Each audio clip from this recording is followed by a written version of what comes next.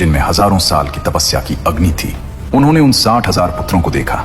एक पल, बस एक पल, और अगले ही पल 60,000 पुत्र राख हो गए। बिना किसी हथियार के, बिना किसी युद्ध के, बस एक क्रोधित दृष्टि, और सगर के 60,000 पुत्र इतिहास बन गए।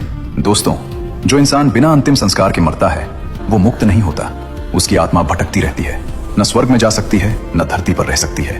60,000 आत्माएं, सगर के वो पुत्र युगों तक भटकते रहे। न किसी लोक में जगह मिली, न मोक्ष मिला। उनकी मुक्ति का सिर्फ एक रास्ता था, गंगा जल।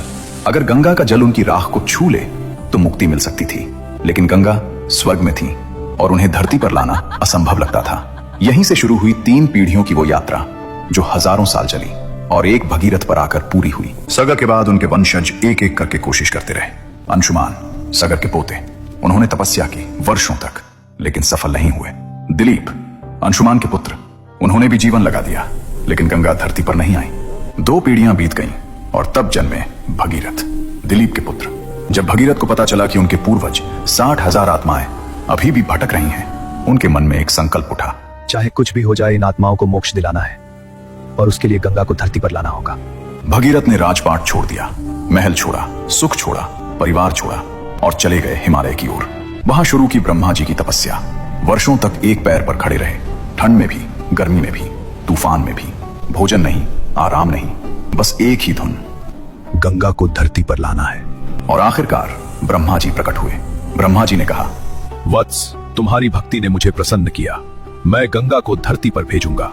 भगीरथ के चेहरे पर खुशी आई, लेकिन तभी ब्रह्मा जी ने एक बात और कही। लेकिन एक समस्या है। भगीरथ ने पूछा, कौन सी समस्या प्रभु?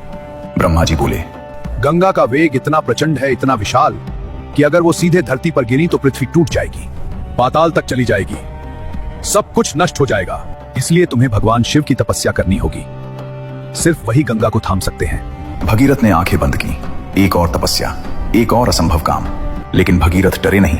जब तक काम पूरा नहीं होता रुकूंगा नहीं। इस बार वो पहुंचे कैलाश पर्वत पर और शुरू की महादेव की तपस्या। शिव की तपस्या करना आसान नहीं था, लेकिन जब भक्ति सच्ची हो तो शिव को पिघलते देर नहीं लगती। एक दिन कैलाश पर कंपन हुआ, नीली रोशनी फैली और भोलेनाथ प्रकट हुए। शिव ने भगीरथ को देखा, उनकी आंखों में अटूट विश्वास था। शिव मुस्कुराए, ठीक है भगीरथ, तुम्हारा संकल्प मैंने देख लिया, मैं गंगा को अपनी जटाओं में ले लूंगा। दोस्तों, अब आती है इस पूरी कहानी की सबसे दिलचस्प बात। जब स्वर्ग लोक में यह खबर पहुंची कि गंगा को धरती पर जाना है और शिव की जटाओं से होकर गुजरना है, तो गंगा ने क्या सोचा? गंगा ने सोचा, मैं शिव की जटाओं से होकर जाऊंगी। मेरा वेग तो इतना है कि मैं शिव को ही बहा ले जाऊंगी। देखते हैं शिव क्या करते हैं। ये था गंगा का अहंकार, एक देवी का घमंड, और यही घमंड उन्हें एक बड़ा सबक देने वाला था।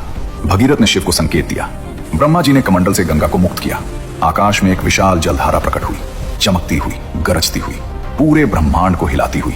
गंगा नीचे की तरफ आई, पूरे वेग के साथ। उनके मन में था, मैं शिव की जटाओं से होकर जाऊंगी। मेरा वेग तो इतना है कि मैं शिव को ही बहा ले जाऊंगी। देखते हैं शिव क्या करते हैं। और जब गंगा शिव की जटाओं में पहुंची, वो रुक गई, उलझ गई। शिव की जटाओं में इतने रास्ते थे, इतने पेच थे कि गंगा जिधर जाती थी उधर और उलझती जाती थी, जैसे कोई भूल भुलैया हो। गंगा एक रास्ते से निकलने की कोशिश करती और 3 और रास्तों में फंस जाती। महादेव की जटाएं, जिनमें पूरे ब्रह्मांड के रहस्य थे, उनमें गंगा खो गई। वर्षों तक बाहर नहीं निकल सकी।